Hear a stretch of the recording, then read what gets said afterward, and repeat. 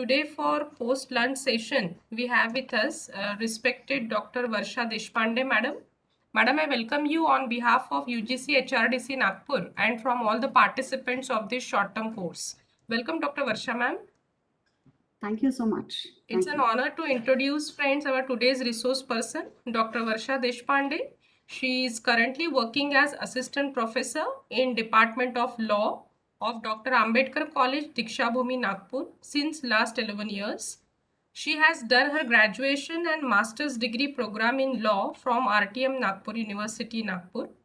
Constitutional law and administrative law have been her subjects of specialization in LLM. She secured the first position in the order of merit in LLM examination from RTM Nagpur University, and for this she was awarded 3 gold medals. She has had an active student life with several awards for public speaking being conferred.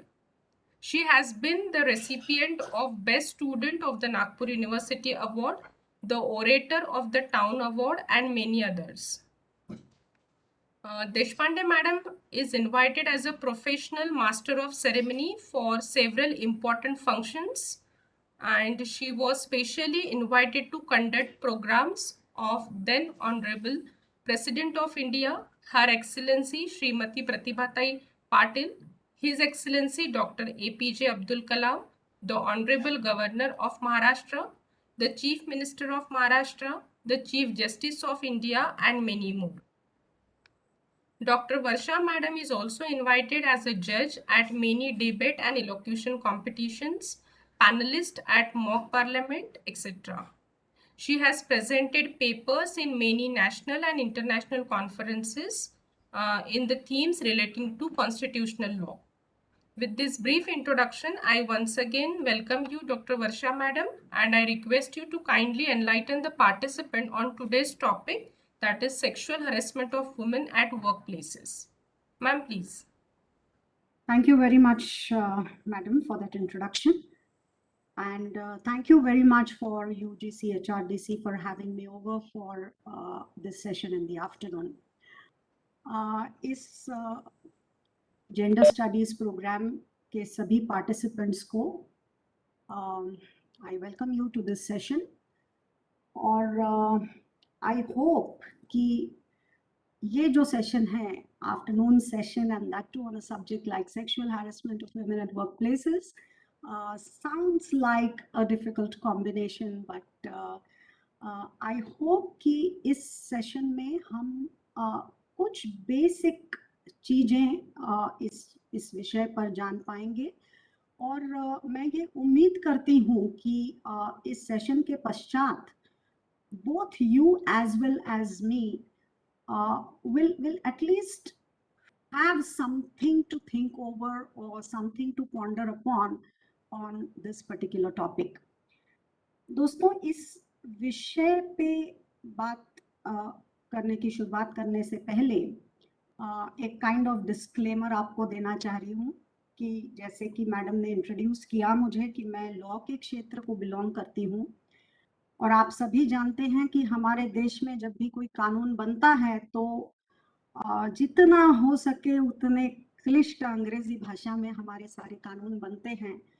तो इस क्षेत्र में इतने पिछले almost 17-18 साल में हूँ इस क्षेत्र में, तो अंग्रेजी भाषा का उपयोग करने की कुछ आदत सी हो गई है। हालांकि मैं कोशिश करूंगी कि मैं बहुत टेक्निकल लीगल शब्दों का उपयोग ना करूं या बहुत टेक्निकल लीगल लैंग्वेज में आपको ना ले जाऊं। मैं हिंदी और अंग्रेजी ये मिक्स्ड भाषा में बात करने की कोशिश करूंगी और भाषा भले ही कौन सी भी क्यों ना हो, ये जरूर कोशिश करूंगी कि कम से कम मैं जो विचार आपके समक्ष रखना चाह रही हूँ, the point that I want to make on this topic, वो आप सभी तक पहुंच पाए। तो एक कन्वर्सेशनल लेवल पे हम बातचीत करेंगे। So I hope this is okay with all of you if I mix English and Hindi, but I'll make sure कि जो भी मैं कहने की कोशिश कर रही हूँ वो आप सभी तक पहुंच पाए। दोस्तों, जो शॉर्ट टर्म कोर्स आप अभी कर रहे हो जिसका जिसका टाइटल है it's all on gender studies.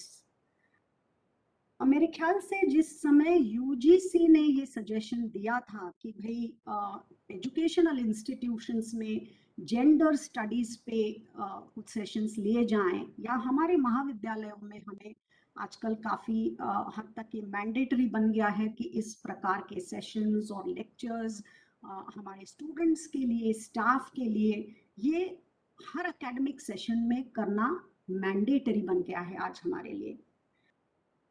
मैं समझती हूँ कि यूजीसी ने जब ये चीज हमारे लिए कंपलसरी कर दी थी, उस समय ज्यादातर यदि देखा जाए तो यूजीसी के मन में जो था that was all gender studies that focused on women, तो महिलाओं की क्या समस्याएं हैं, why are women not able to experience the promise of equality, जो हमारा संविधान बड़े वोकली हमको करता है to all of us as citizens of India. तो जब यूजीसी ने ये सुझाव दिया या ये हम पे मैंडेटरी कर दिया कि जेंडर स्टडीज पे ऐसे सेशंस लेना अब कंपलसरी हो गया, which is why even the short term course has to focus on the topic of gender studies. So that time, however, what the UGC had in mind was basically the issues of women. आज लेकिन जब हम gender studies ये विषय की तरफ देखते हैं, I think gender studies is a topic which today has gone far beyond that binary of main and women, क्योंकि जेंडर कंसर्न्स जो आज की तारीख में हमारे समाज के सामने है, तो महिलाओं की समस्या तो है ही है, कोई कोई प्रश्न नहीं उसमें, लेकिन महिलाओं के अलावा the concerns of gender are including broader dimensions of, say, for example, people belonging to the third gender, or you have the problems of sexual minorities.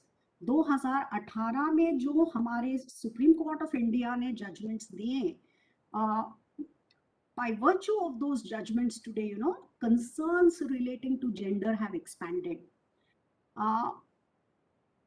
I'm quite sure कि ये जो आपका शॉर्ट टर्म कोर्स है, इसमें शायद आपके हो चुके होंगे lectures, or maybe they would be planned in the days to come. I don't really know what the timetable for you is, but I'm quite sure that this broader paradigm of gender is something that all of you are going to get to think about, to ponder upon, and to try and understand and appreciate.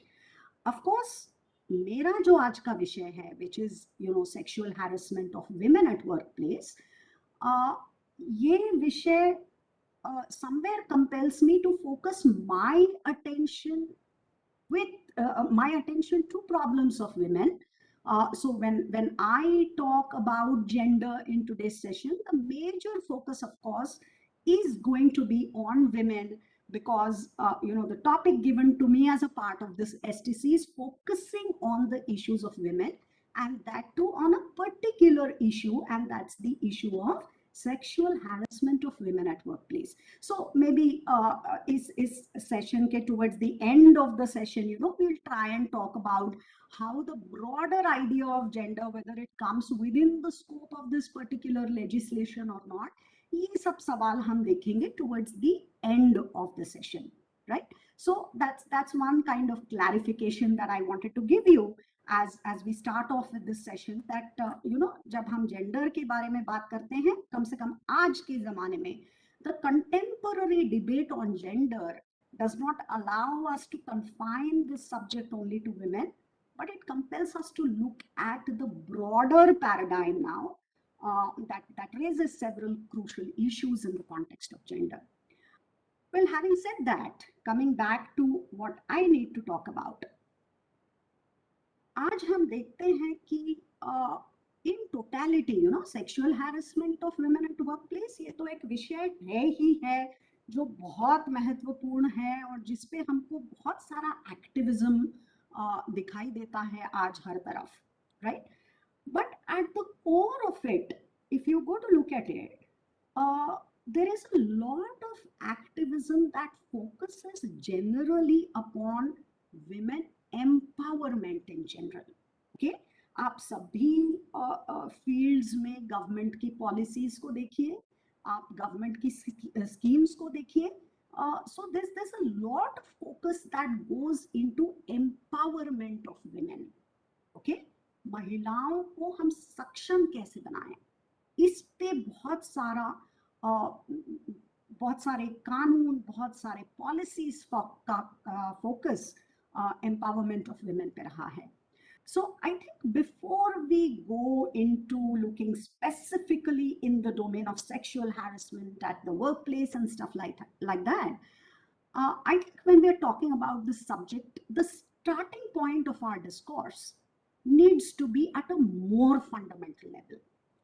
I think हमें शुरुआत इस fundamental सवाल से करना जरूरी है कि भाई हमें क्यों जरूरत महसूस होती है विमेन एम्पावरमेंट के बारे में बात करने की. Why this loud talk about empowering women. देखा जाए तो इस सवाल का जवाब बहुत सरल सा है. You need to talk about women empowerment, you need to do certain things about women empowerment because women are डिसएम्पावर्ड.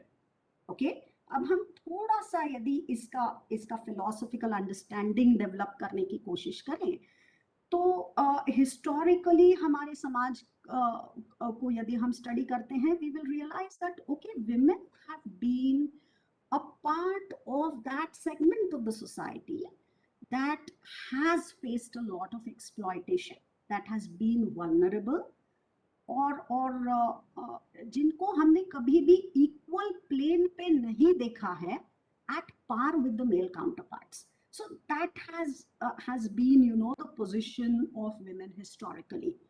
And obviously therefore, because महिलाओं को exploit किया गया, because महिलाएं are considered to be a vulnerable segment of the population, that's the reason why we talk about women empowerment. But let's go deeper down into this question and try to ask ourselves कि भाई क्या कारण है that why have we seen a society that was not prepared to look at women as equals with men. What was the reason behind that? अब इस सवाल के देखा जाए तो बहुत सारे जवाब बहुत सारे लोगों ने दिए हैं. So there are different theories that present different answers to the question. But because, you know, we are into a course that's talking about gender studies and we are focusing on women in this particular session, feminism की यदि broadly हम theory देखें या feminism इस विषय पर हमें क्या आंसर्स देता है ये खोजने की कोशिश करें तो फेमिनिस्ट आउटलुक या फेमिनिज्म का ये मानना है कि ये जो इनइक्वालिटी आपको समाज के अंदर दिखती है बिटवीन मेन एंड विमेन और जो महिलाओं का एक्सप्लॉयटेशन जो हमें दिखाई देता है, इस सारे इन सारे रियलिटीज का जो रूट कॉज है, जो बेसिक कारण है, that root cause is the model of division of labour which came to be accepted within societies. Okay, and mind you, ये चीज सिर्फ भारत देश के लिए सीमित नहीं है. Here we are talking about globally, almost globally what has happened. Feminism ये मानता है कि महिलाएं अनइक्वल फुटिंग पे क्यों रही हमेशा, इसका रूट कारण उनके अनुसार was only one, and they say what was problematic right from, you know, the ancient societies was the model of division of labor which we adopted within societies. Okay, so what was this model of division of labor that we adopted? They say problematic part. See, I hope सभी को division of labor हम सभी जानते हैं कि जो कुछ काम है वो सबके बीच डिवाइड किया जाए ताकि आप एफिशिएंसी को बढ़ाओ और कोई भी ओवरलोड ना हो. That's the whole idea of division of labour. So division of labour हमारे सोसाइटीज में हमने किया, that was not problematic. What was problematic was कि ये डिवीजन ऑफ लेबर सोसाइटीज के अंदर या फैमिली लेवल के अंदर इसका जो क्राइटेरिया था बस एकमात्र क्राइटेरियन के आधार पर ये डिवीजन ऑफ लेबर किया गया, and feminist say that the only basis on which you sought to divide labor was the basis of sex. Okay, तो सेक्स ये एकमात्र आधार था सारे काम को फैमिलीज के अंदर डिवाइड करने का. And where did this sex based model of division of labor come from? अब फेमिनिज्म हमको बताता है कि इसका कारण है जिसको हम नेचुरल डिफरेंसेस थियरी कहते हैं. मतलब वो ये मानते हैं कि भाई देखो, biologically female bodies are designed differently from male bodies. Okay, so you know, naturally itself, carrying a child, giving birth to the child, catering to the nutritional needs of the child, ye naturally he they are all functions of the feminine body, right?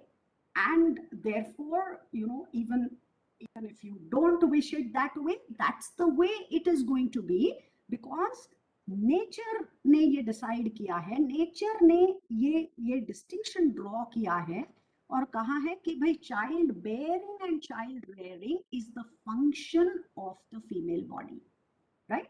This is the natural differences theory. Now this also is पर से not problematic, but इसका जो extension होते गया, सो you no, you started off by saying that okay, giving birth to the child is the function of the woman. Then you said that look, rearing the child, feeding the child, looking after the nutritional needs of the child, cooking for the family, catering to the nutritional needs of the family, ये सारे किसके काम हैं? ये सारे महिलाओं के काम हैं, right? So from the natural differences approach, you started expanding it eventually, and then आपने ये concretize कर दिया कि भाई देखो, घर के अंदर जो काम है, बच्चे को जन्म देना, उसके न्यूट्रिशन के बारे में ध्यान रखना, खाना बनाना, बच्चों का अपब्रिंगिंग करना, ये सारे महिलाओं के काम है. So you no, the sphere of the woman came to be defined to be one that was within the four corners of the house. और फिर आपने कहा कि ये घर गृहस्थी चलाने के लिए जो पैसे की जरूरत पड़ेगी, वो पैसा कौन लाएगा? It is the man who will go out of the house, will work outside, earn money, and then bring that money for running your household. So what did we do? You know, this division of labor was okay. But ये जो division of labour आपने किया, इसका एकमात्र grounding था, and that grounding was the grounding of sex. And so you started concretising, you know, and said that look, घर के अंदर का काम यदि है तो वो महिला का काम है. यदि घर के बाहर जाके आपको काम करना है, पैसा कमाना है, earning money became the domain of the man's world.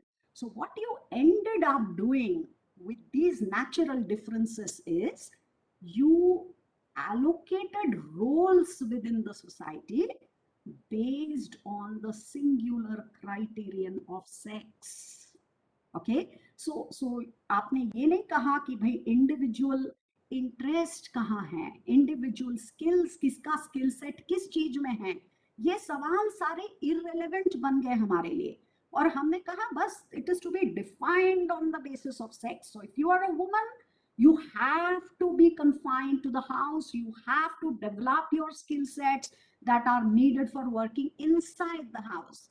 And if you're a man, so we didn't say, you know, कि कोई particular case में यदि वो पुरुष ऐसा है जो genuinely interested है बच्चों की देखभाल करने में, घर में खाना पकाने में, और कोई महिला है जो genuinely interested है बाहर जाके काम करके पैसा कमाने में, you did not give weightage to those individual choices.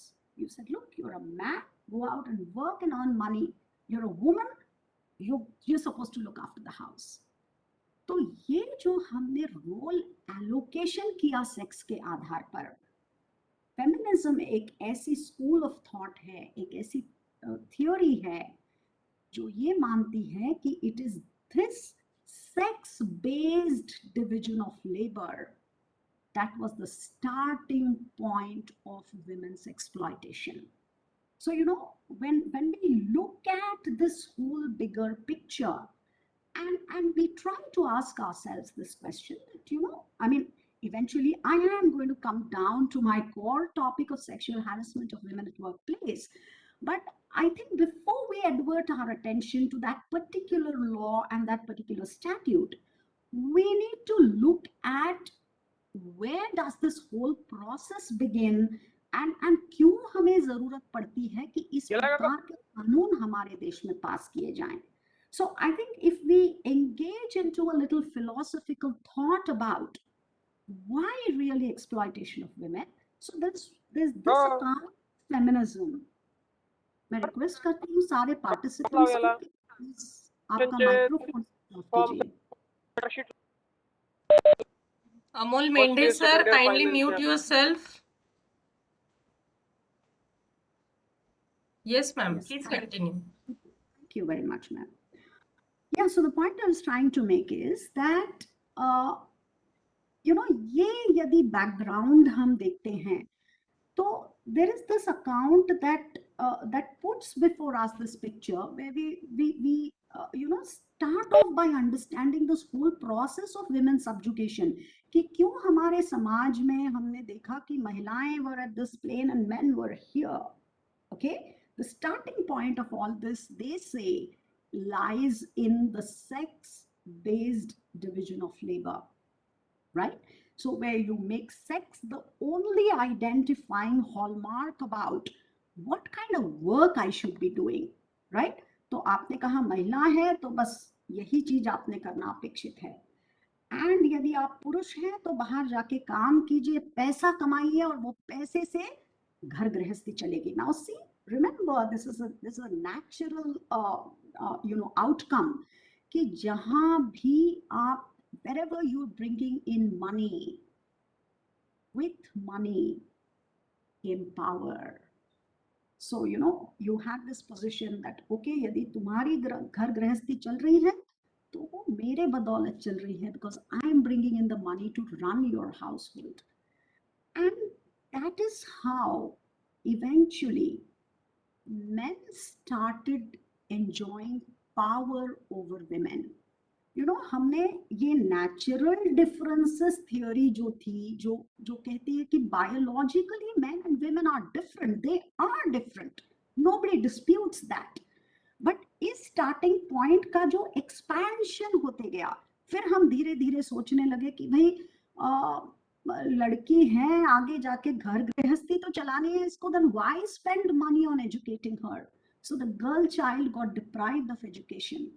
उसको कभी ये मौका नहीं मिला, कभी ये अपॉर्चुनिटीज नहीं मिले कि वो घर के बाहर जाके would look forward to avenues for development of her own personality. I mean, I'm talking about the historical perspective, not today. Okay, so this is where then in the Indian context, if you go to look at it, कितने उदाहरण शायद आज भी हमारे देश में हमको मिलते हैं जब जब यदि ये पता चलता है कि भाई लड़की का जन्म होने वाला है, there is an attempt to kill the child while it's still in the form of a fetus. So you have female feticide. लड़की का जन्म हुआ तो उसकी जान लेने की कोशिश की जाती है, female infanticide. So all these things started coming up because आपने ये समझ लिया कि भाई यदि लड़की है तो she is going to become subject to a power. ये शादीशुदा होके दूसरे घर में जाएगी तो डाउरी देना पड़ेगा उसके साथ. So all these practices started expanding, and see the unnatural extent to which we took all this from the natural differences between man and woman. हमारे लॉ स्कूल्स में, जब हम लॉ कॉलेजेस में जब हम इक्वालिटी पढ़ाते हैं क्लास के अंदर, तब शायद सबसे पहली चीज that we tend to talk to our students is precisely this, that what is the difference between sex and gender. sex ये एक completely biological idea है. So it's a biological concept that okay, the male sex is designed this way, the female sex is designed this way. But gender, mind you, gender is a social construct. ये हमारे समाज के अंदर हमने ये sex के साथ associate होने वाले जो आइडियाज को जन्म दिया, that is the idea of gender. So gender is a social idea. So you associate certain roles. हमने क्या किया, सेक्स के आधार पर हमने जेंडर बेस्ड रोल एलोकेशन कर दिया सोसाइटी में. हमने कहा that okay, these roles are to be performed only by a woman and these roles are to be performed only by the man. That is how we started off with it, and that is what, you know, ultimately culminated into a man enjoying some kind of a power over the woman, right?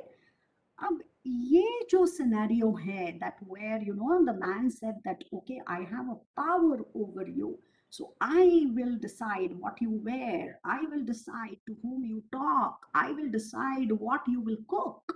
Okay, ये जो imbalance हमको दिखाई दिया समाज के अंदर between the man and the woman, ये सिर्फ समाज की एक रियलिटी तो ये थी ही, नो डाउट अबाउट इट. पर सबसे ज्यादा प्रॉब्लमैटिक क्या हो गया कि ये सोशल रियलिटी को कहीं ना कहीं हमारे लॉ ने भी रिकॉग्नाइज किया.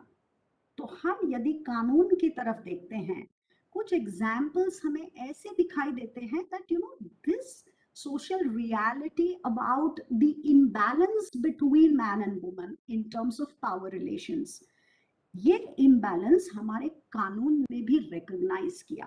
You could get to see several examples of this imbalance that had got reflected within our law, right? If any of you are belonging to the legal field, I'm sure you're aware about these examples. But for others who may not belong to the legal field, let me give you quick examples.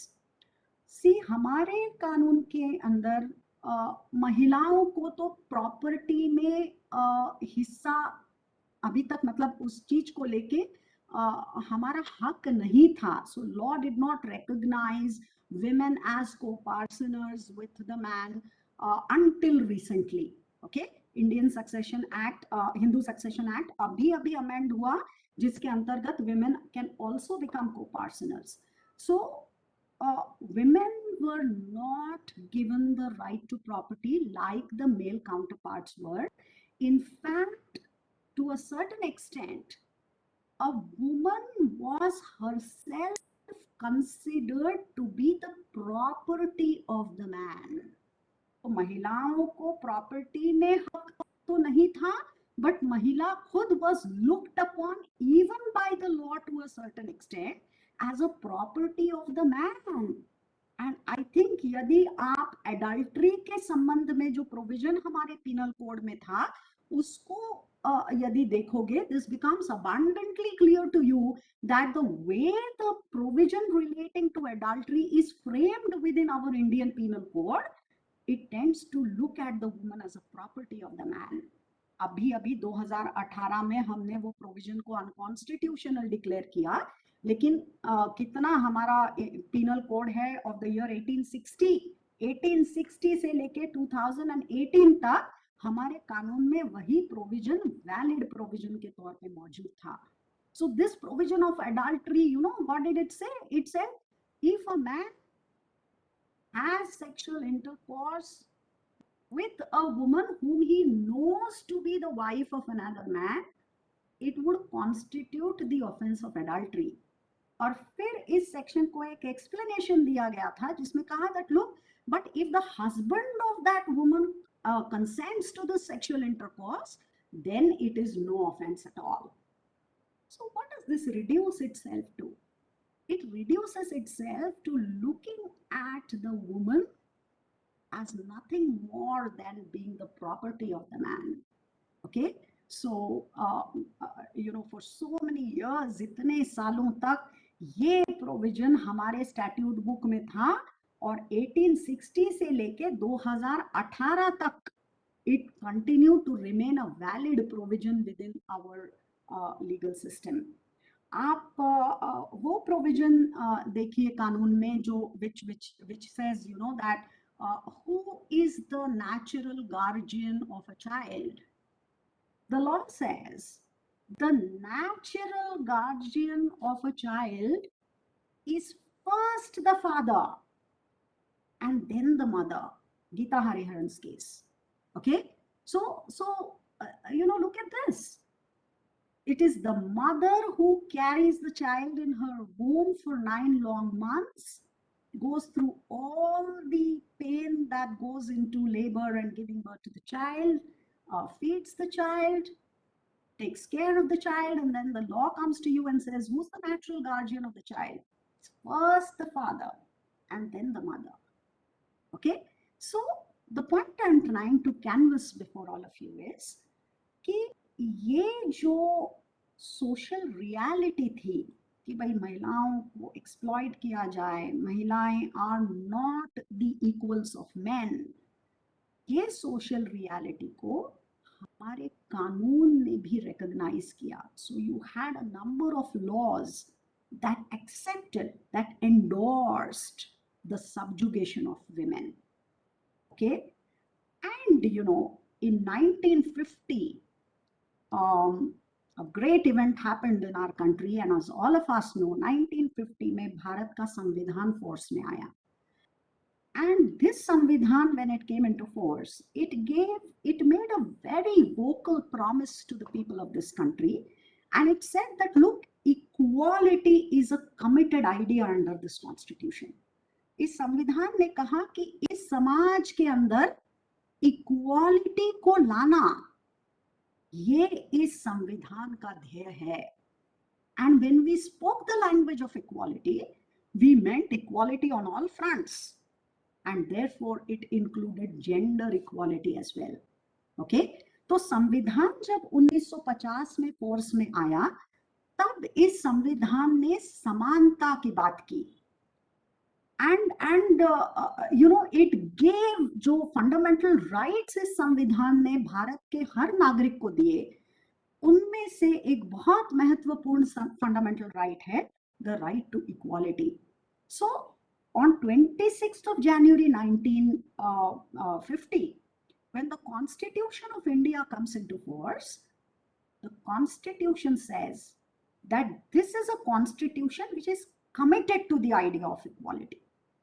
लेकिन अभी इस समाज में जहां already you are looking at inequality, you are a society that is plagued by the whole idea of equality. तो 1950 में जब ये संविधान फोर्स में आया, तब पोजीशन ऐसी थी, महिलाएं यहाँ थी, men were here, and in this condition you said look, now equality for all.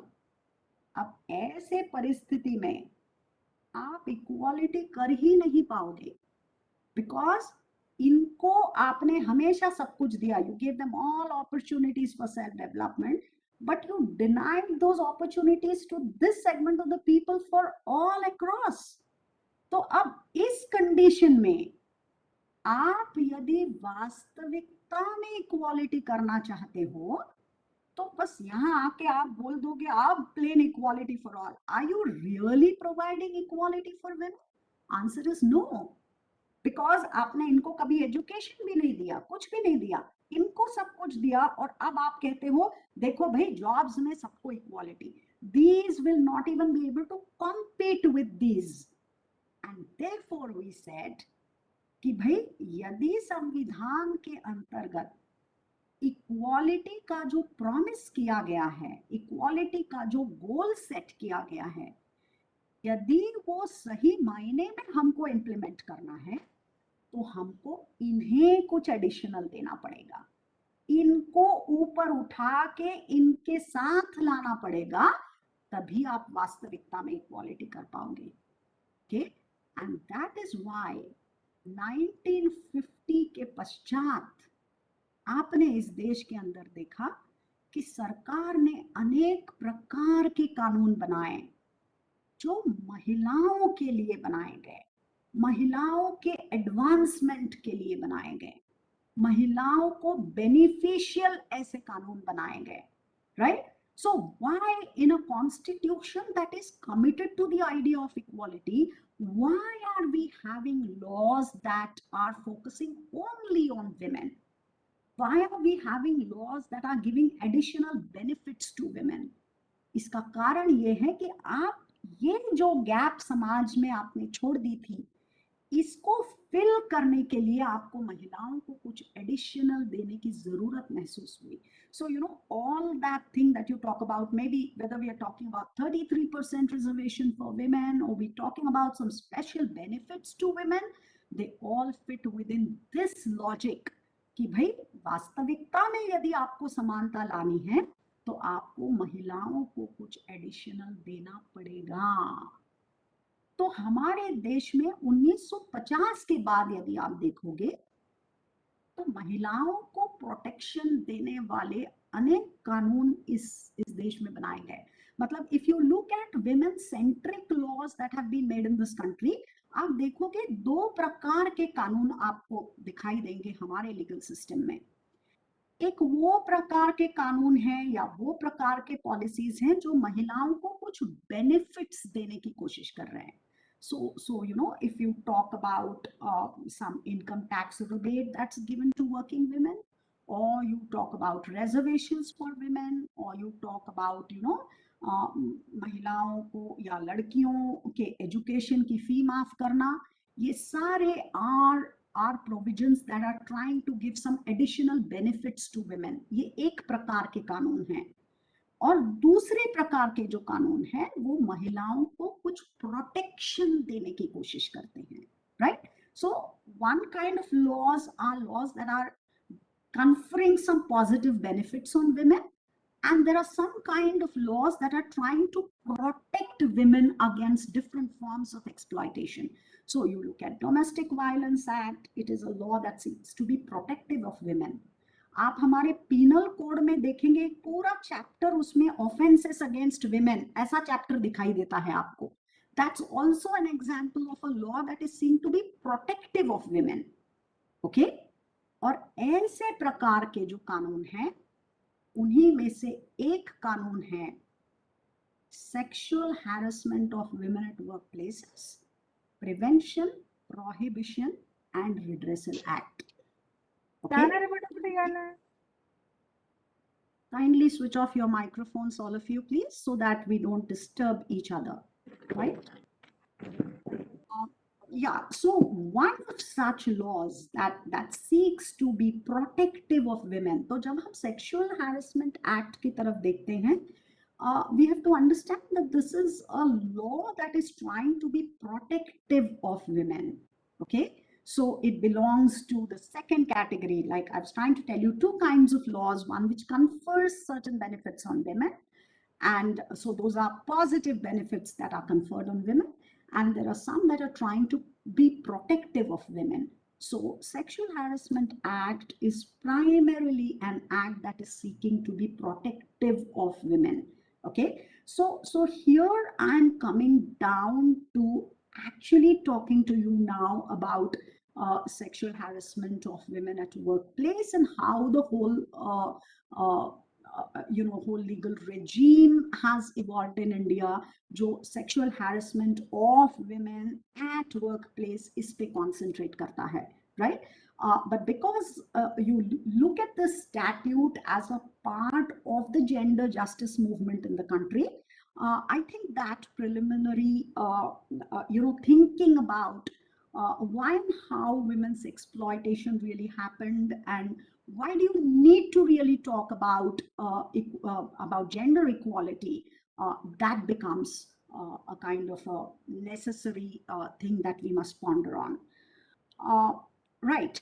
Now, when we specifically focus on sexual harassment of women at workplace, जिस पे भी अभी बहुत सारा एक्टिविज्म हो रहा है, हर वर्क प्लेस पे होता है, हर जगह आपको सेशंस लेने पड़ते हैं, लेक्चर्स ऑर्गेनाइज करने पड़ते हैं, which is become a mandatory part of all this today. अब यदि देखा जाए तो महिलाओं का sexual harassment is not a new phenomenon. It's not something that's happening today. बल्कि मैं ये मानती हूँ कि शायद उस जमाने से जब महिलाओं ने काम पे जाना शुरू किया, शायद तभी से sexual harassment was a lived experience with them. So may be वो टर्मिनोलॉजी नहीं है, पर कॉन्सेप्ट बहुत पुराना है. तो lot of women have experienced some or the other form of sexual harassment while they are at work. Now I'm focusing on work because our topic is about sexual harassment at workplace, right? uh, there have been only few episodes of sexual harassment जो बहुत गिने चुने लोगों को, when it happened with popular figures, you know, it comes up in the media and that's how everybody comes to know of it. So maybe few episodes हम media में on and off सुनते रहते हैं, but what is flashed in the media is not, they're not surely the only cases of sexual harassment, right? So a lot of women do face this, do experience sexual harassment at workplace, though not all cases would really come into public domain or would come into public knowledge. If we look at, you know, some popular cases, so for example, KPS Gill and Dev Gujrat, that was Pathekar sir please mute करा. Pathekar sir, हो हो yes madam. नाही तर मी meeting मधनं expel करेल तुम्हाला.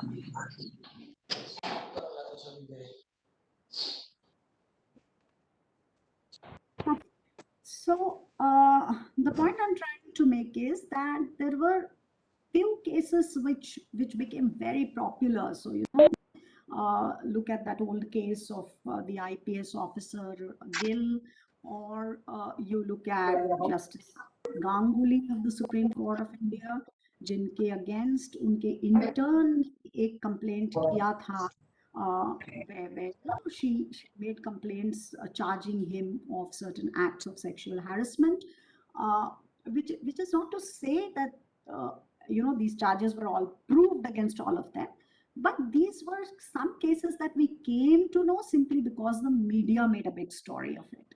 Okay, so you had Shamak Davar, the dance fame personality against whom in Canadian court cases were going on for sexual harassment. You had Tarun Tejpal's case, you had Pachori's case. So many of these popular figures जिनके against sexual harassment के charges levy किए गए थे, बहुत दिन तक media ने ये सारे न्यूज़ को फ्लैश किया, लेकिन as what usually happens, you know, that few days media will flash it and we follow the news and then suddenly कुछ और आ जाता है and media से वो हट जाता है, हमारे दिमाग से हट जाता है. So you know, we don't really know in each of these cases how did the matters really end up, right? But the important point is that if we are saying that the experience of sexual harassment of women at workplace is something that has always been happening since years and years, then why suddenly it's only today that you see so much of activism happening around sexual harassment of women?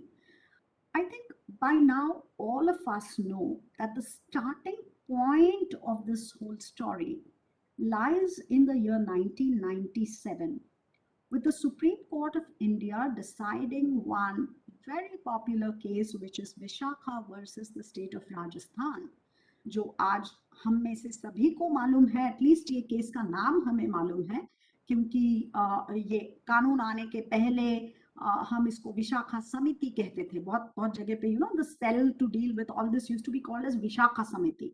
So where did this Vishakha Samiti come from? It came from the case of Vishakha versus state of Rajasthan, जो एक बहुत ही महत्वपूर्ण judgement था जो हमारे सर्वोच्च न्यायालय ने 1997 इस साल में दिया.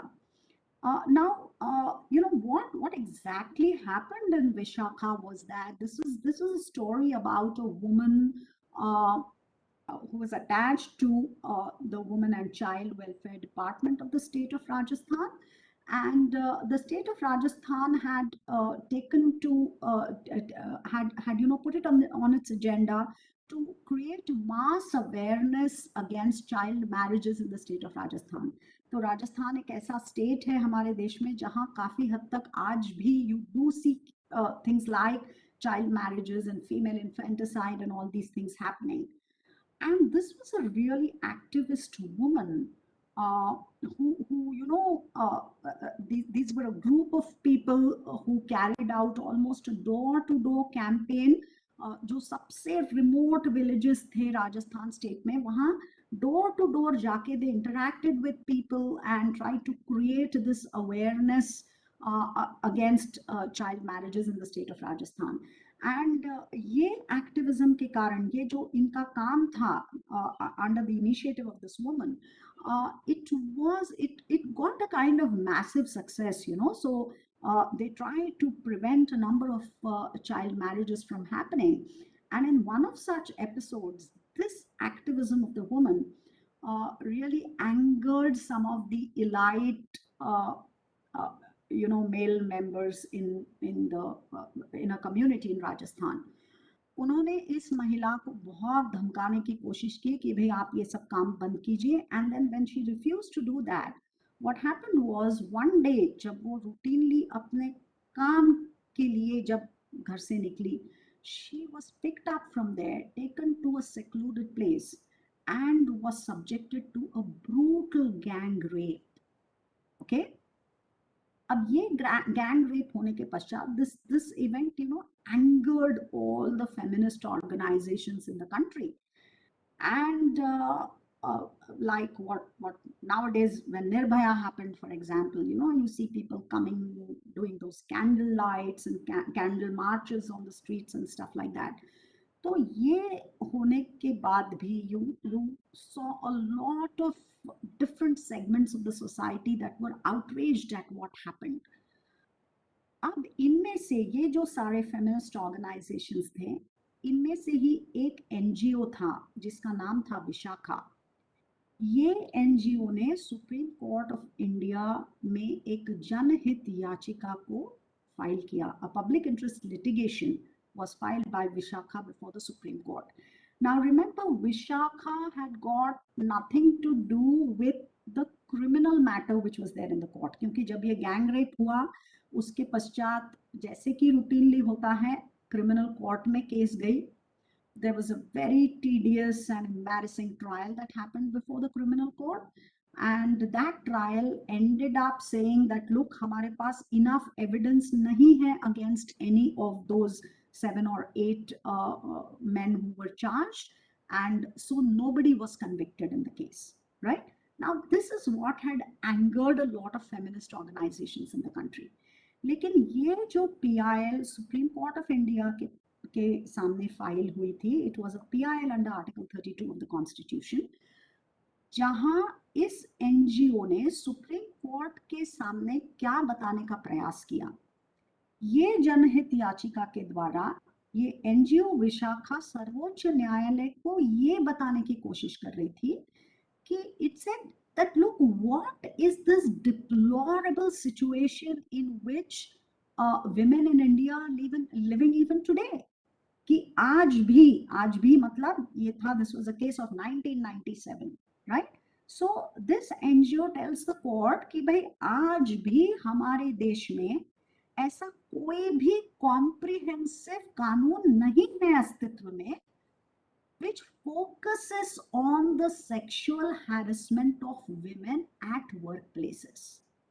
Okay, so this was something which this NGO was trying to bring to the attention of the court, and it happened in the wake of that gang rape case which had happened, because mind you, when that woman was gang raped, she was at her workplace. So as a part of her work, she was going out somewhere, and which is when this inhuman act was committed against her. So this NGO tries to point out to the court, tries to bring it to the attention of the court कि भाई इस विषय पे हमारे देश में आज भी कोई कॉम्प्रिहेंसिव कानून नहीं है, जबकि इतनी महिलाएं अलग अलग फ्रंट्स पे आज काम कर रही हैं, right? So a court before which this petition came, this was a court that said that the conscience of this court is shocked. It was Justice Verma leading the bench of the court. And what did the court say in the Vishakha case? Court ने कहा सी आमतौर पर यदि देखा जाए तो कानून बनाना ये कोर्ट का काम नहीं है, कानून बनाना ये सांसद का काम है. But when this petition points out to the court that look, there is no law at all which is made on this point, what does the court reply to you? What says law nahi hai? Forget it. We will lay down the guidelines. Okay? In this particular case, यदि court ये कहता भी था कि भाई देखो कानून नहीं है तो हम कुछ नहीं कर सकते क्योंकि कानून बनाना ये हमारा काम नहीं है. Even if the court had taken such a stand, technically speaking, the court would not have been wrong. But the court says that, we can't be seated with folded hands looking at this situation. So here is a court in 1997 which says that, look, there is no law on the point, you forget it. We are going to lay down the guidelines. और बस ये बोल के court रुका नहीं. Court ने कहा कि जब तक इस विषय पर सांसद कानून नहीं बनाता है, हमारे यहाँ लिखे गए guidelines will operate as the binding law of the land. So, what did you see this activist court doing? You saw the court engaging into lawmaking. जो स्ट्रिक्टली यदि संविधान के अनुसार आप देखोगे तो शायद ये करने की अनुमति संविधान न्यायालय को नहीं देता है. But the court says that, look, we can't be seated with folded hands, right? So if there's no law on the point, we are laying down the guidelines. तो यदि आप कभी विशाखा का जजमेंट ओरिजिनल में पढ़ेंगे, आपको दिखाई देगा कि वो जजमेंट के अंदर जैसे सांसद लॉ बनाता है, सांसद says question section 1, section 2, section 3 of this law. The court is not using the word section, but it's giving you guidelines like that. 1, 2, 3, 4, 5. You will come across a list of guidelines which the Supreme Court of India delivered for the very first time in the history of the Indian Supreme Court. इसके पहले हमने कभी भी कोई court को कानून बनाते हुए नहीं देखा था, इस प्रकार का कानून जो विशाखा के केस में कोर्ट ने बनाया. So the court says we are putting down these guidelines here, और जब तक सांसद इस विषय पर कानून नहीं बनाएगा, हमारे guidelines will operate as the binding law. And that is why 1997 के पश्चात हमने देश भर में हमें दिखाई दिया कि sexual harassment of women at work place, इसको लेके बहुत एक्टिविज्म की शुरुआत हुई, जिसको कई लोग विशाखा समिति कहते हैं, या कई इंस्टीट्यूशंस में सेक्सुअल हैरेसमेंट सेल को कॉन्स्टिट्यूट किया गया. I always say this, that it should actually be called as the anti-sexual harassment cell, and we end up calling it the sexual harassment cell. So all these cells, these bodies, these samitis came to be formed. ये क्यों form हुए? क्योंकि विशाखा के judgement में जो guidelines दिए गए थे उनमें ये कहा गया था कि भाई देखो, हर वर्क प्लेस पे ये प्रकार के बॉडीज का होना बहुत महत्वपूर्ण है. It's mandatory for all institutions to have this kind of bodies. And that's why the whole activism relating to sexual harassment of women at workplace actually started off. So the starting point of this whole story about sexual harassment or workplace harassment of women, it begins with 1997 with the Vishakha judgment being delivered by the court. अब विशाखा का judgement 97 में आया. इसके आधार पर, मतलब मैंने आपको कई बार बताया कि जजमेंट में कोर्ट ने कहा कि भाई जब तक सांसद लॉ नहीं बनाएगा, हमारे गाइडलाइंस ऑपरेट होंगे लॉ के तौर पे.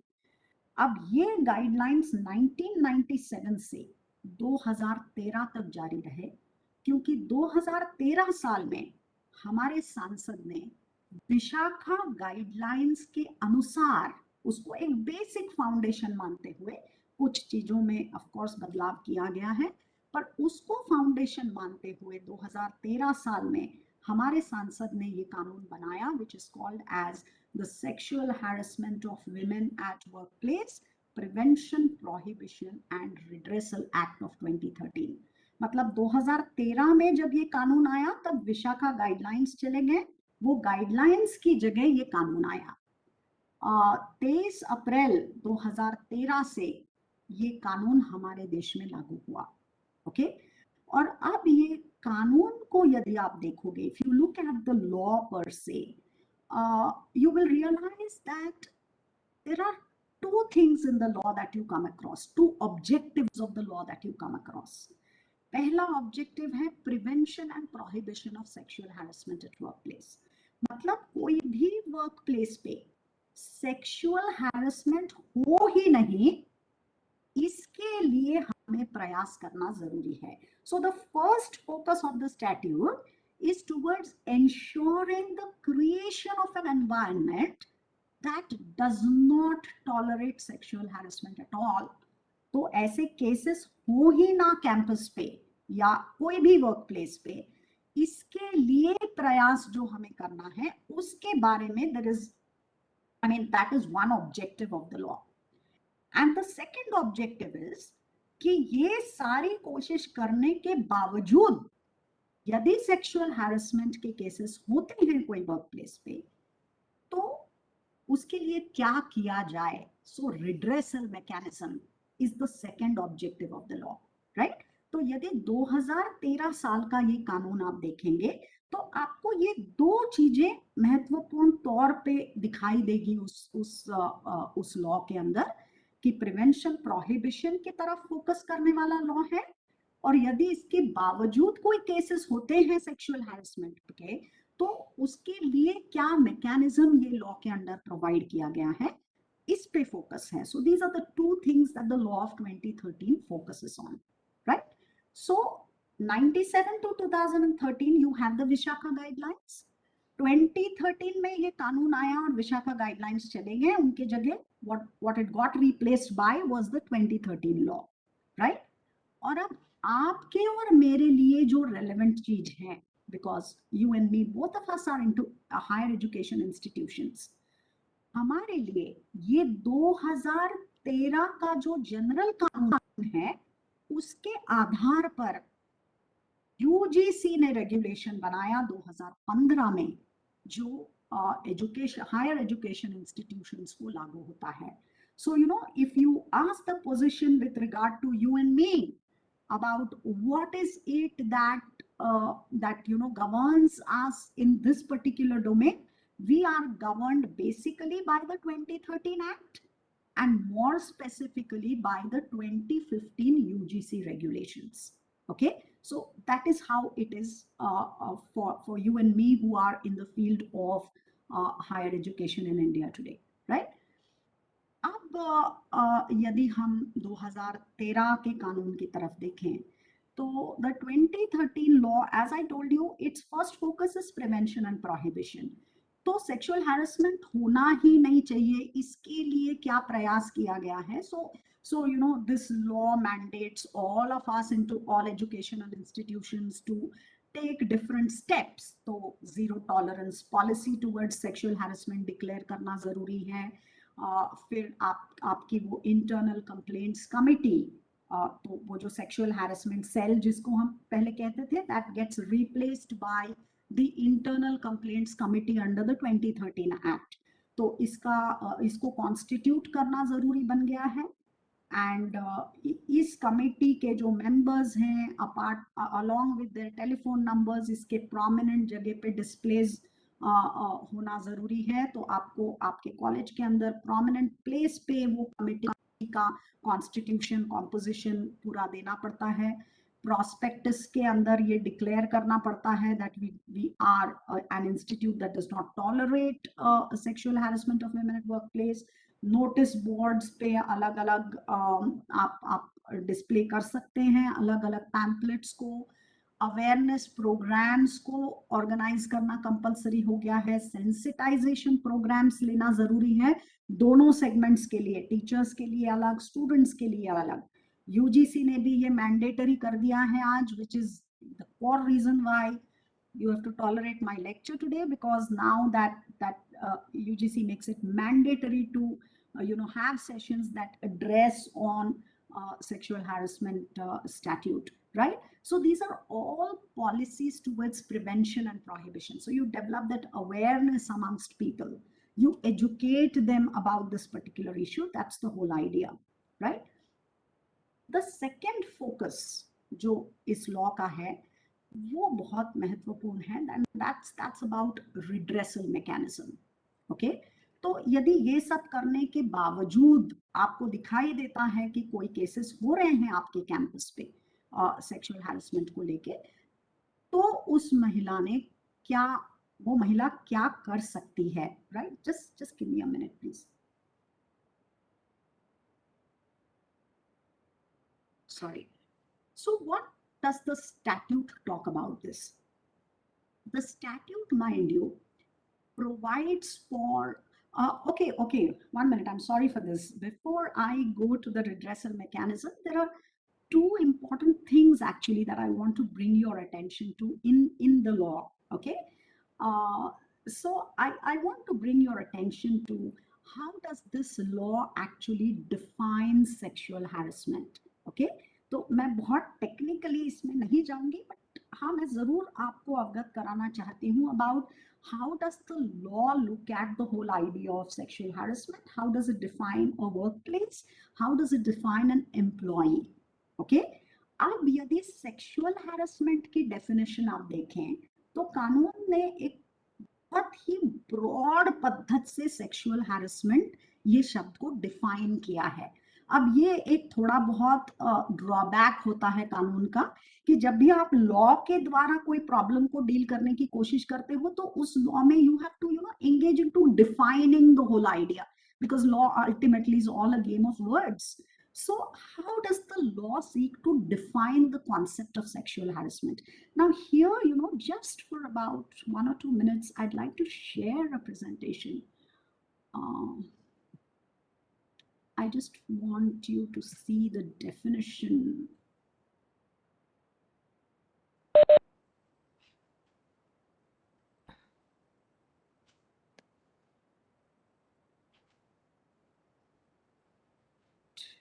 Can you see the slide, all of you? Yes, ma'am. Yes, ma'am. Yeah, okay. Now, if you take a look at how is the law defining sexual harassment, it says sexual harassment includes any one or more of the following unwelcome acts or behavior. Obviously unwelcome, because if it's welcome, then it's not sexual, it's not harassment at all, right? So any one or more of the following unwelcome acts or behavior, whether directly or by implication. अब कौन कौन से acts include होते हैं? पहला कहता है physical contact और एडवांसेस. ओके, तो फिजिकल कॉन्टैक्ट करने की कोशिश की against any woman if a man tries to develop some physical contact or make a physical advance, that is sexual harassment. Number 2, demand or request for sexual favors, right? तो महिला को ये demand करना कि आप ये सेक्सुअल फेवर कीजिए तो I'll give you promotion, I'll make sure कि आपका ये काम हो जाए. These kind of offers, Third, making sexually colored remarks. Now, I think this is otherwise also more relevant, but it's even more relevant on college campuses where normally, girls and boys जहाँ interact होते हैं वहाँ this exchange of sexually colored remarks is very profound and common. So that amounts to sexual harassment. Showing pornography is sexual harassment. And the last one is a kind of residuary clause जो आप 1 to 4 में specifically नहीं बिठा सकते हो, लेकिन फिर भी जिसमें थोड़ा sexual color है कोई behavior में, so that's a residuary clause. It says any other unwelcome physical, verbal or non-verbal conduct of a sexual nature amounts to sexual harassment, right? तो यदि आप ये डेफिनेशन को देखोगे तो ये बहुत ही ब्रॉडली वर्डेड डेफिनेशन है, right? So almost all kinds of acts of sexual harassment can be you can fit them within the scope of this definition, right? Let's quickly go through these 2 or 3 slides here. The following circumstances also, if present in connection with an act or behavior of sexual harassment, will amount to sexual harassment. पहला है implied or explicit promise of preferential treatment. तो जैसे मैंने आपको बताया, you do the sexual favor and I'll make sure you promote it. So that's preferential treatment. Implied or explicit threat of a detrimental treatment. तो ये sexual favor आप कर दो, नहीं तो आपकी ट्रांसफर कर दूंगा. So that's detrimental. Okay. Implied or explicit threat about present or future employment status, right? So my present employment status, if somebody is threatening me with regard to that, if I do not submit to a sexual favor, then that's sexual harassment. Interference with her work or creating an intimidating or hostile or offensive work environment for her, मतलब महिला को uncomfortable feel कराना because of her sexuality. So something connected to her sexuality that, so passing some kind of remarks that make her feel uncomfortable or engaging into some behavior which make her feel uncomfortable. These are all acts of sexual harassment. Humiliating environment likely to affect her health or safety. ये सारी चीजें sexual harassment कहलाती है for purposes of this law, right? Now, let me quickly take you, okay, this is something we've already done. Let's look at what is a workplace, because here we're talking about sexual harassment where? At the workplace. So the way the law defines a workplace is again very, very broad, which tries to include all kinds of workplaces. So, just read the second point on the slide there. It says, Act applies to government, public, private sector organizations, non-governmental organizations, organizations carrying on commercial, vocational, educational, entertainment, industrial, financial activities, hospitals and nursing homes, educational institutions, sports institutions, stadiums used for training individuals. ये सारी workplaces कहलाती हैं for the purposes of the law. In fact, remember that suppose I travel from my house to my workplace in the company run bus, say for example. While I travel in the bus, यदि मुझे sexual harassment का अनुभव आता है, then that bus is also a workplace for me. और मैं कोई visits पे काम के लिए visit पे कोई तीसरी जगह जाती हूँ, that तीसरी जगह becomes a workplace for me. So that's the broad way in which a workplace is defined, and all kinds of workplaces, organized, unorganized, private, public, then all hospitals, nursing homes, sports training centers, these are all included within the domain of the definition of workplace, right? Who is an employee? It covers regular, temporary, ad hoc employees, daily wage पे लगे हुए directly या contractor के through, co-workers, probationers, trainees, apprentices, ये सारे are included within the definition of the word employee. Okay. Now, having said this, let me come back to the point that I was making about the redressal mechanism. So, why I gave these definitions to you is to try and tell you that basically इस law का, इस कानून का scope बहुत broad है, because it's trying to bring probably all kind of activities within its domain, which relate to sexual harassment, right? So those are being brought within the domain of this particular law, right? अब ये सारे preventive mechanisms के बावजूद यदि कोई महिला को sexual harassment का अनुभव आता है, then what can the woman do is also something that this law addresses. Okay, so what can the woman do? Now here, ये सेक्सुअल हैरेसमेंट एक्ट दो प्रकार के कमिटीज की बात करता है. One is what you call as internal complaints committee, और ये इंटरनल कंप्लेंट्स कमिटी ऐसे हर ऑर्गेनाइजेशन में रहना मैंडेटरी है, जरूरी है, जहां पर number of employees is more than 10. जहां भी 10 के ऊपर एम्प्लॉइज हैं, ऐसे हर वर्क प्लेस पे इंटरनल कंप्लेंट्स कमिटी को कॉन्स्टिट्यूट करना ये मैंडेटरी होता है, राइट? और इसके अलावा एक और कमिटी की बात ये कानून करता है, which is local complaints committee. Now I will focus more on the ICC, that is internal complaints committee, because you and me concern ourselves with ICC, not the LCC, right? तो जहां भी ICC constitute नहीं हो सकती है, या कभी कभी ऐसे होगा कि कोई वर्क प्लेस पे कोई एम्प्लॉय को वो एम्प्लॉयर के अगेंस्ट ही कंप्लेंट करना है, अब उस एम्प्लॉयर के अंडर कॉन्स्टिट्यूट की गई आईसीसी के पास तो कंप्लेंट ले जाके कोई मतलब नहीं है, इसलिए ऐसे कंप्लेंट्स के लिए you have another body which is called as the LCC, right? Now I will not really touch much on the LCC, I'll touch more on the ICC. Now, what is the composition of the ICC under the law? हमारा कानून जो 2013 का कानून है वो हमको बताता है कि आईसीसी आप कैसे कॉन्स्टिट्यूट करो.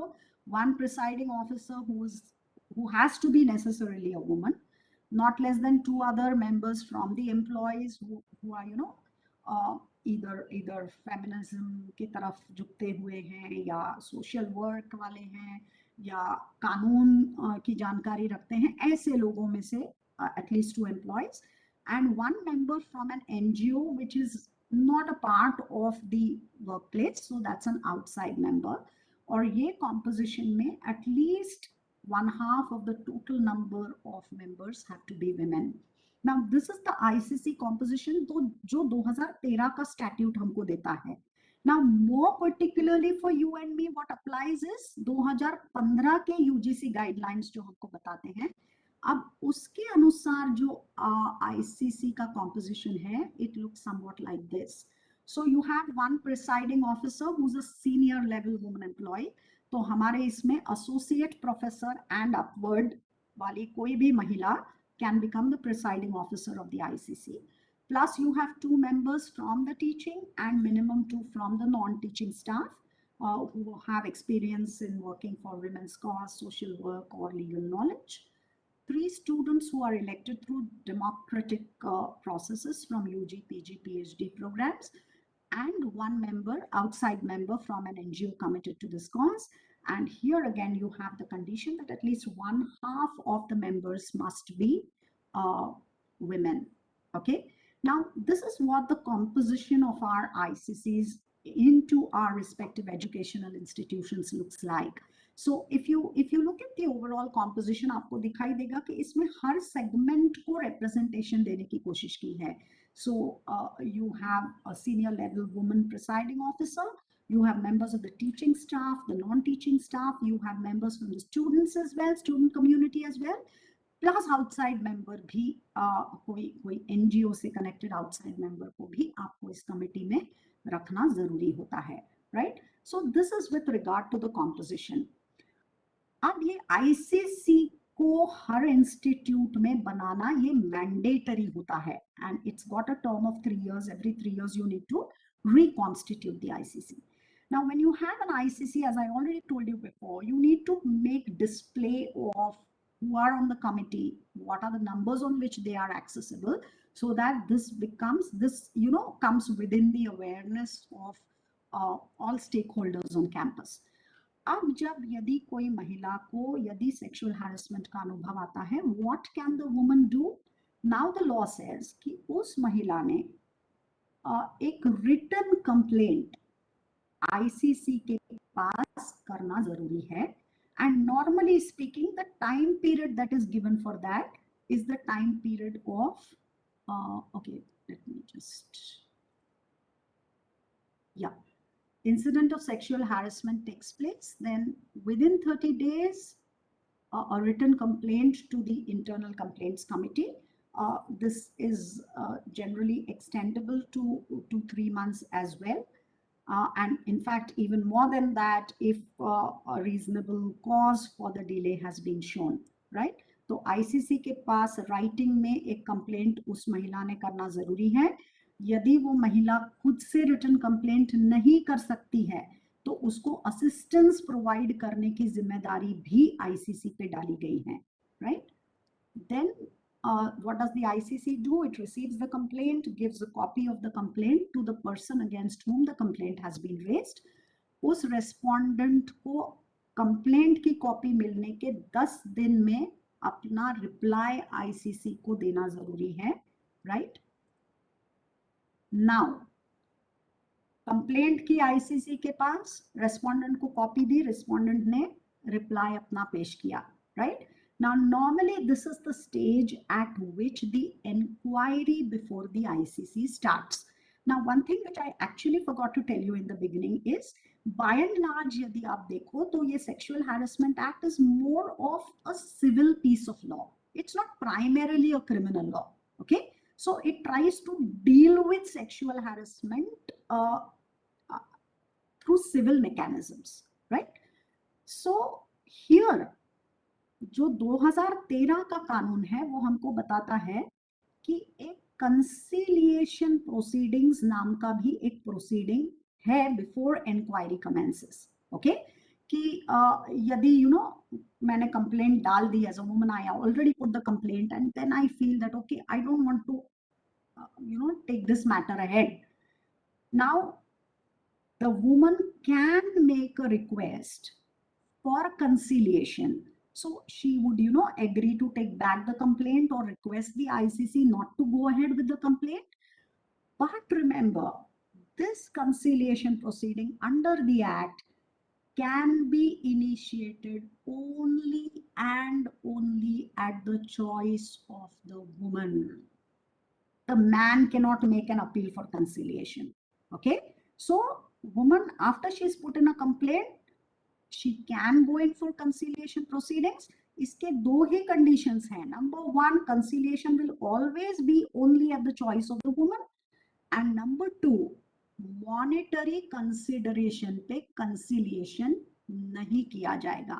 So there can be no condition that the man tells the ICC that okay, 50,000 रुपया भरता हूँ and ये खत्म कर देते हैं. So there can be no monetary consideration agreed upon, right? So conciliation will be only through the intervention of the ICC. It will only be at the choice of the woman, and monetary consideration can never be a settlement. Okay, so these are the three conditions that the law imposes. यदि conciliation हो गया तो inquiry नहीं होती है. यदि नहीं हुआ तो this is the point where the ICC starts with the inquiry. Now once the inquiry starts, सारा प्रोसीजर फॉलो करना जरूरी है कि दोनों पार्टीज को हियरिंग दिया जाए, जो भी डॉक्यूमेंट्स वो सबमिट करते हैं वो एक दूसरे को दिखाए जाए. ये सारी फॉर्मेलिटीज कंप्लीट करके, नेचुरल जस्टिस के सारे प्रिंसिपल्स को फॉलो करके, law says within 90 days the inquiry must be completed. Okay, inquiry खत्म हो जाने के पश्चात अपने इंक्वायरी के जो फाइंडिंग्स होते हैं वो आईसीसी अपने एम्प्लॉयर को सबमिट करेगी within 10 days of the completion of the inquiry, right? So it will prepare a report and tell the employer what are its findings at the end of the inquiry, and that inquiry report will be submitted to the employer within 10 days from the completion of the inquiry. Then higher education institution is supposed to act on the report of the ICC. This must be done within 30 days from the receipt of the inquiry report, right? And then within another period of 30 days, if either of the parties wishes for this, then an appeal can be filed against the findings of the ICC to the executive authority of the higher education institution. जो भी वो HEI में higher executive authority रहेगा, उनके पास appeal की provision can be made by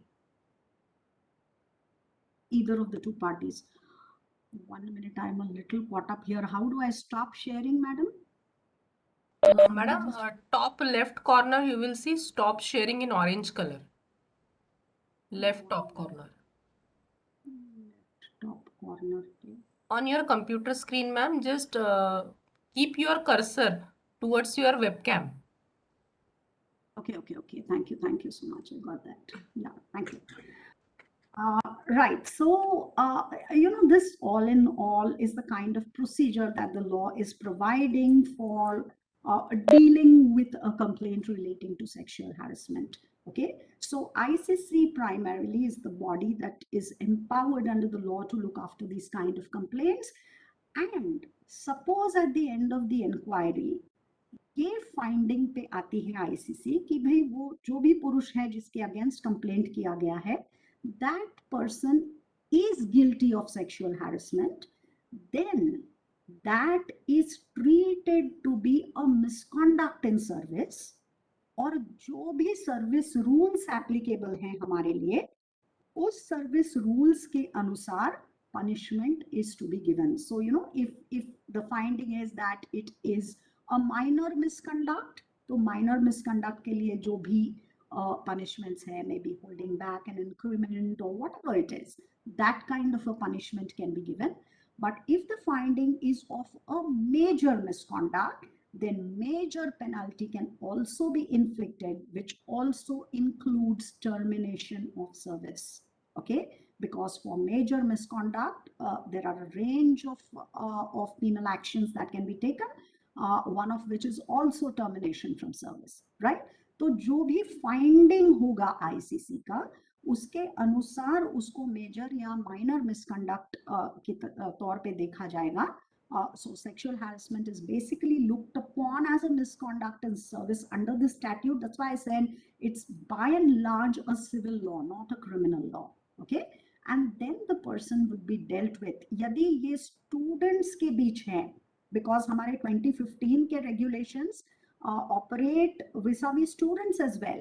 So if it's with regard to students, the student would be dealt with according to the disciplinary rules that are applicable in the HEI, right? So that can also, if it's a major kind of a finding, that can result in rusticating the student also from college. So those whole range of things depending upon the findings of the internal complaints committee. Now this all in all, so what does the 2013 Act do? It kind of provides us with a time-bound program to deal with cases of sexual harassment. Okay, so it gives you the lock-in time periods during which all of these actions have to be taken under the law, and that is how any complaint vis-a-vis sexual harassment would be dealt with, right? Additionally, now just give me the last, am I already running out of time? Okay, it's almost 2:30 already, but can I just take 5 more minutes, madam? Is that possible? Yes, ma'am, please, no problem. Okay, thank you very much. I'll just try and wind up in 5 minutes.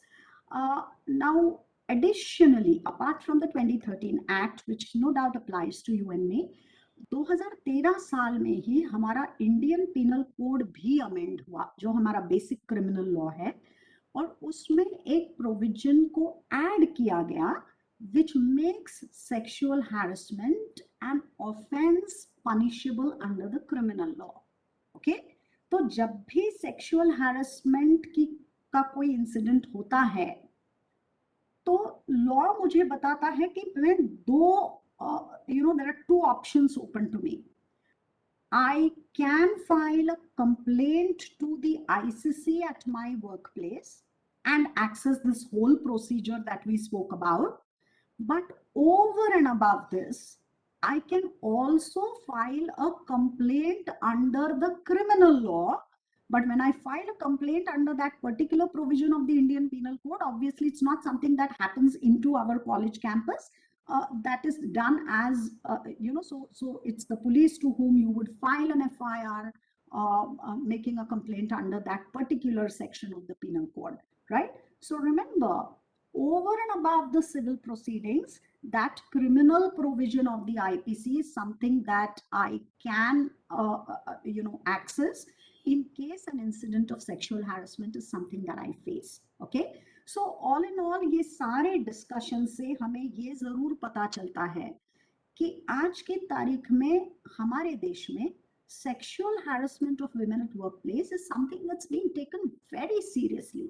So you have laws, you have regulations that are framed, you have your criminal law in place. ये सारी चीजें are directed towards ensuring that women have safer environments for work, right? Now, however, I'm just going to leave you with some food for thought because all of us are educated people. We are the ones who come in contact with the younger generation, and by virtue of our job, we have the capacity to influence their thinking. And so I think it's important that we think in the first place ourselves. So I think this has been one of the wonderful developments that our country has seen with getting this kind of a statute.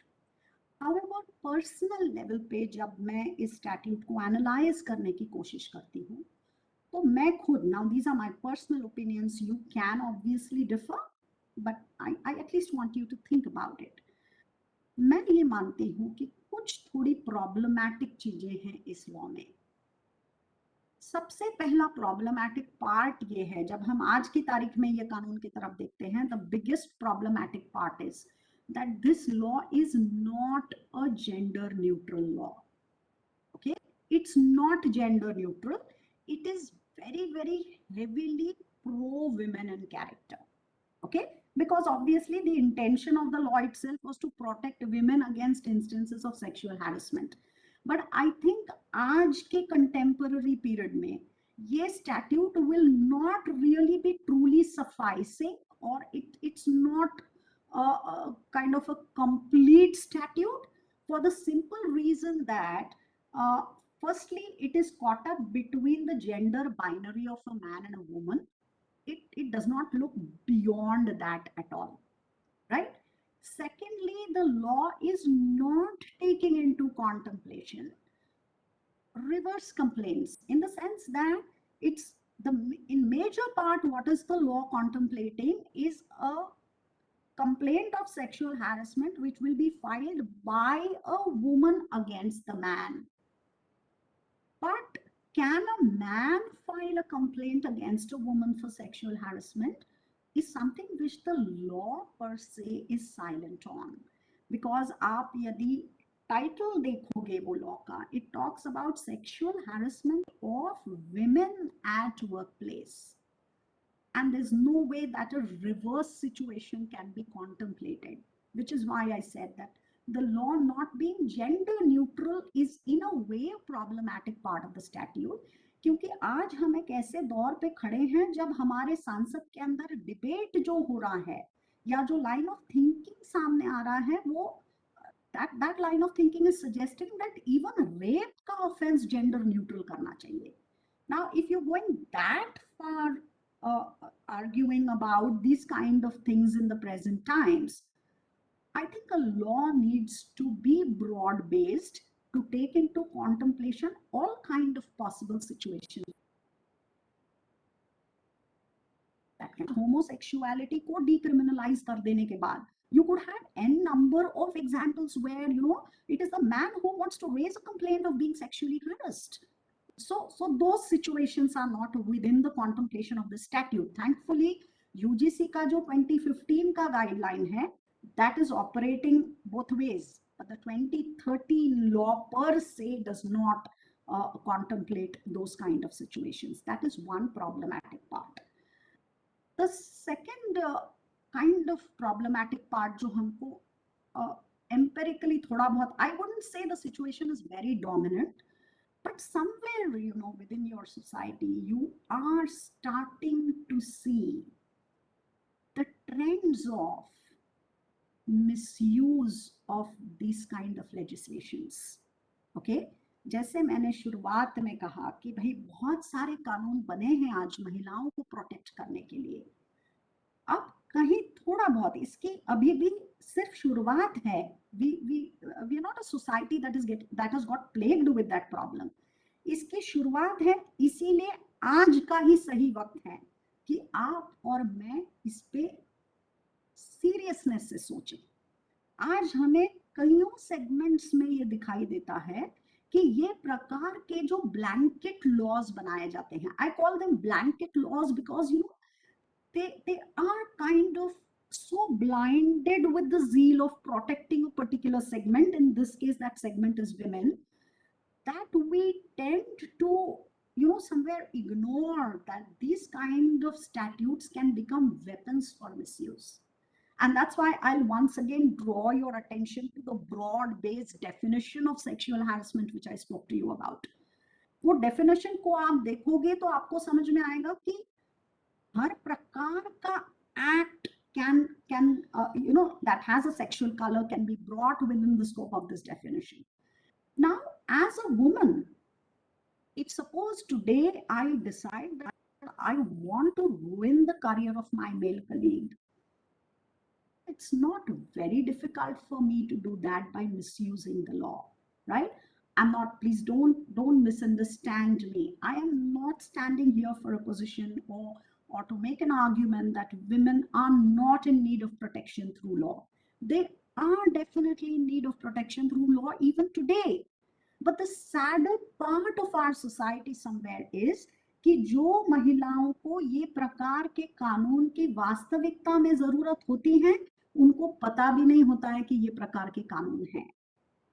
And then there is a temptation or maybe early signs that are emerging within the society where we do get to see the possibility of a great misuse of these kind of legislations.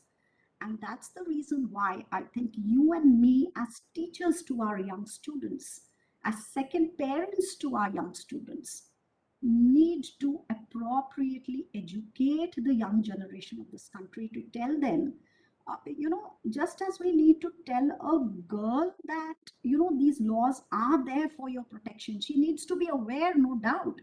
She needs to be given the courage to make use of these laws, no doubt. But she also needs to be taught that these laws must be used by you responsibly. We have to equally train our young male students to tell them that every girl has to be looked at respectfully by you.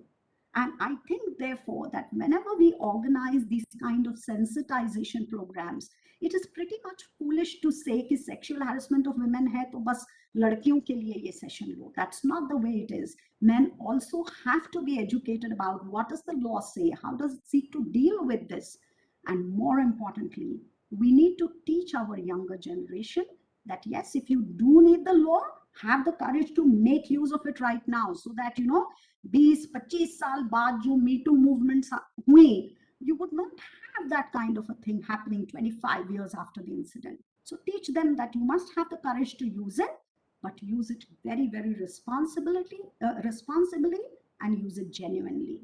Otherwise, what will happen is the fear that I hold in my heart, ladies and gentlemen, is, remember we started our discourse by talking about saying that this inequality is there. If we get into rampant misuse of law or an irresponsible use of law, what will only change is ये ऐसा था, ये ऐसा हो जाएगा. We've been talking about human rights of women. Maybe 20 years down the line, ये वक्त हम पे ना आए that we need to hold sessions on human rights of men. Have we really solved the problem?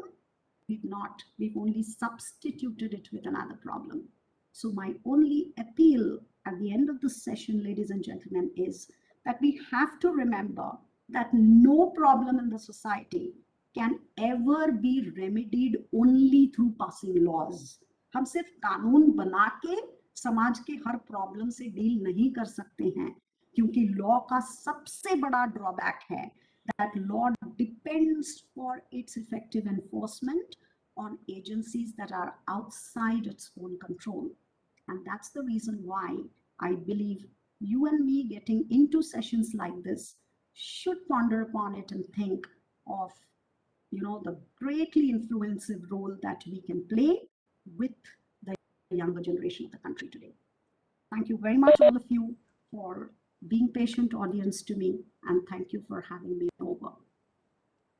Thank you, madam. Thank you so much, Dr. Varsha Thank Deshpande, you. ma'am. Friends, if you have any sort of discussion or any query, you can ask. Yeah, किसी I'm को- sorry I exceeded my allotted time, but No sincere issues, ma'am. apologies for that. कोणाला काही विचारायचं आहे मॅडमला?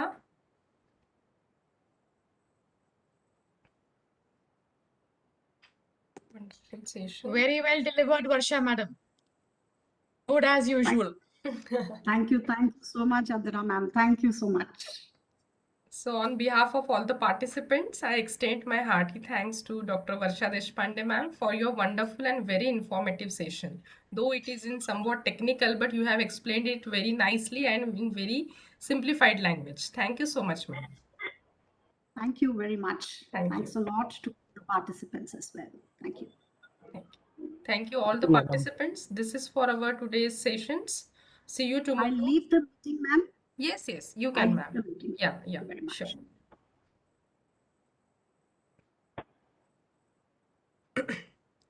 Friends, for tomorrow you will be having morning session. Yoga session कल का रहेगा. आज थोड़ा रिसोर्स पर्सन को कुछ अर्जेंसी थी, उसके वजह से आज मुझे टाइम पे कैंसिल करना पड़ा था. कल की सेशंस अपने एज यूजुअल जैसे है.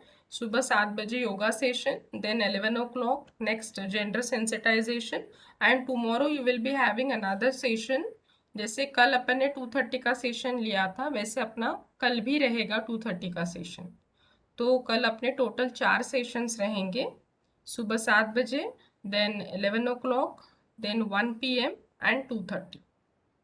सो टाइमिंग में किसी को कुछ कन्फ्युजन होगा तो पूछ लीजिए. क्लिअर झालंय टायमिंग सगळ्यांना उद्याची? Okay madam. तो उद्या थोडे प्रिपेअर्ड राहाल की तुमचे 3:30-4 पर्यंत उद्याचे सेशन्स राहतील. ठीक आहे, ओके. चला आज इथे थांबूया आपण. उद्या भेटू सकाळी 7 वाजता. Okay, thank you madam. Okay, Thank you. Thank you. Good day. Good day.